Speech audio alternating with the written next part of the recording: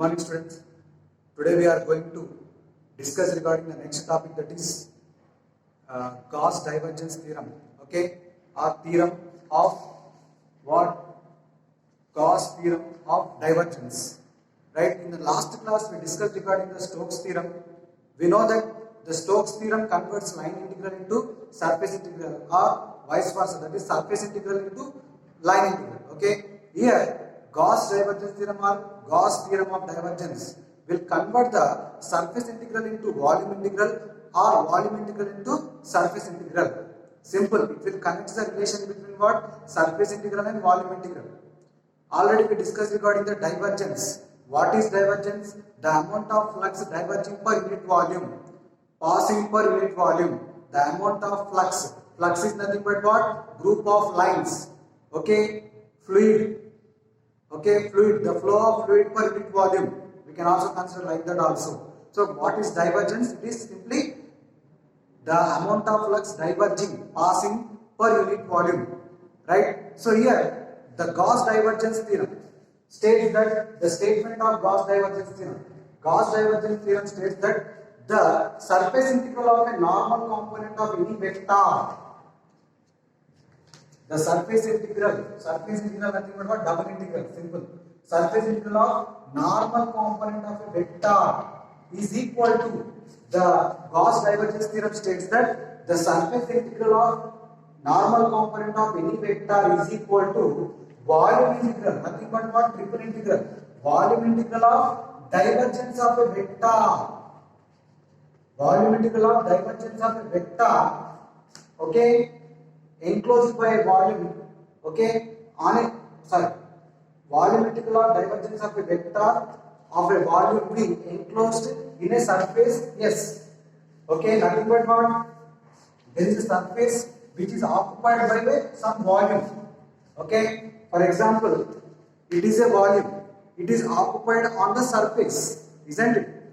If it is a volume, three-dimensional object, okay, if I place somewhere, okay, it is occupied by some surface, isn't it? That surface, upon that surface, we are taking some volume here. So now, what is Gauss theorem of divergence? Simply, or Gauss divergence theorem, the flux passing through this surface, the flux passing through the surface equal to the flux passing through the volume. Simple. Okay, we will see what is that.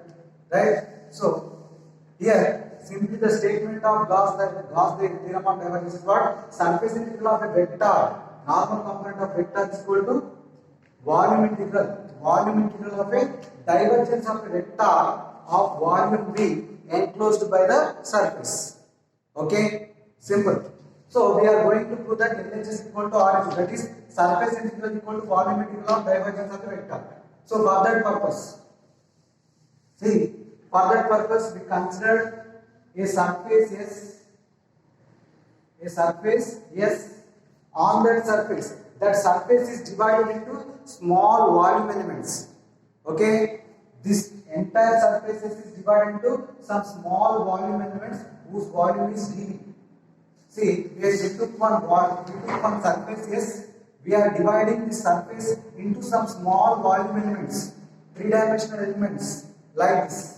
Complete surface is divided into some volume elements, three-dimensional elements like this. So, one such small volume element we consider. See here, consequently we have some volume elements whose volume is dV. Okay. Now, here, see, I am giving one example here to understand the Gauss divergence theorem. Okay. See, for example, if rain is falling on particular surface, if rain is falling on a particular surface, for example, assume here, okay, rain is falling on a particular surface. If under this surface, if there is any volume, okay, see, if there is any volume, it will be filled, okay, completely. This volume will be filled. Nothing but whatever the flux passing through the upper surface will be filled by the lower volume V, isn't it? For example, if rain is falling on the roof, if there is no roof, what happens? The room will be filled with the water. How much water will be filled? How much rain, how much water will be fall on the roof will be filled in the volume, isn't it? Simply, the how much rain is falling on the surface, that much rain will be enter into the volume. Simple. If you take a volume like this, see, this is what surface. If some amount of water is fall on the surface, that much amount only will be entered into the volume V, isn't it? Simple. Here also, the whatever the surface integral of a vector is equal to how much? Volume integral. Okay, we will prove that by using the this example here. We took one surface S. That surface S is divided into some small volumes. We considered one such a volume dV. Now, according to the definition of divergence, see the amount of flux passing through the small element dV. The amount of flux is nothing but what? Some rain. Okay, water, fluid. Let us consider the amount of flux passing through this small element dV is given by what? Div A, isn't it? Div A dV.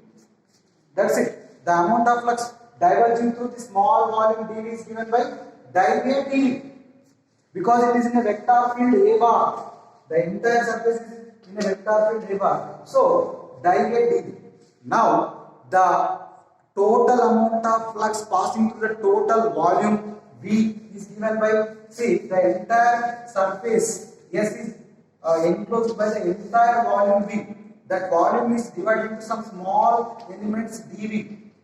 Okay, now the amount of flux passing through the small element dV is given by div A dV. Now the total amount of flux passing through the entire volume V is given by what? Simply we will get by integrating. Integrating is nothing but what? Adding. By adding all these small elements, we will get the entire volume V. Okay, adding nothing but what? Triple integral. So triple integral of div A dV will use what? The total flux passing through the entire volume. Let us consider it as equation 1. That is RHS. We got RHS here. Okay, this value. We can know by definition div A can be also written as according to operator del bar dot A bar, isn't it? So div A can also be written as del bar dot A bar. So like that we took that also. Okay. Here equation 1. Now this is what the amount of flux passing through the entire volume. This should be equal to this LHS. So we will prove that. Now let us consider a surface S. Okay, here let us consider a surface S. This is total surface. Now in that surface we are taking small element ds. That small element ds is here. Okay, its normal is taken as n cap. Now the vector A bar and the normal n cap of this small element ds, okay, are making some angle theta. Now the component of ds bar can be given as ds n cap. Okay, the vector can be written already in the last class I said. Okay, ds bar is what? Ds n cap. Here the component of A bar along n cap is given by A cos theta, which is equal to simply A dot n cap. We know that A dot B is equal to AB cos theta.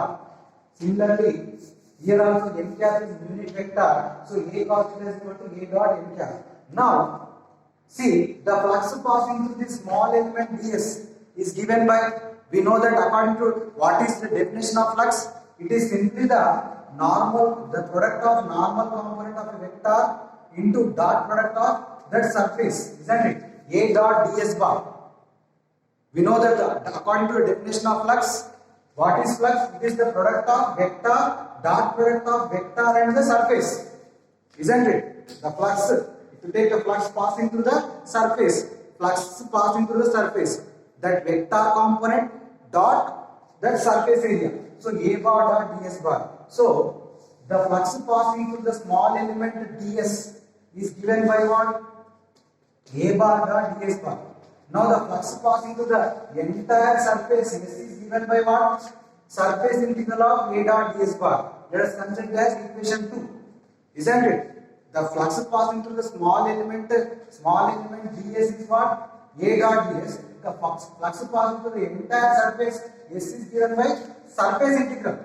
Integrating is nothing but not adding. If we add all small elements ds throughout these entire surfaces, we will get surface integral of A bar dot ds bar. Now the flux passing through this surface S and the flux passing through the volume V both are same. Just now I said that the whatever the rain falling on the surface will be entered into the volume. The flux passing through the surface and the flux passing through the volume are same, isn't it? See, if you take a what we can say, a house, okay, whatever the rainwater falling on the upper surface area of the house, if there is no roof, what happens? This water will be entered into the house.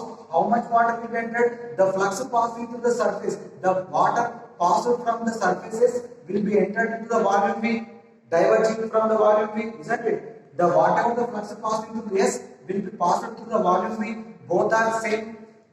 Okay, whatever the water falls on the surfaces will be entered into the volume V. The whatever the flux passing through the surfaces will be also passing through the volume V. Both are same. So hence equation 1 equal to equation 2, nothing but what? The surface integral A bar dot ds bar is equal to volume integral div A dv or simply del dot A dv. Like that we can prove Gauss theorem of divergence or Gauss divergence theorem. Okay, it will connect the relation between the surface integral to volume integral. Is it clear? Okay, in the next class we will see Green's theorem. Okay, thank you. It is very important. Don't neglect this answer.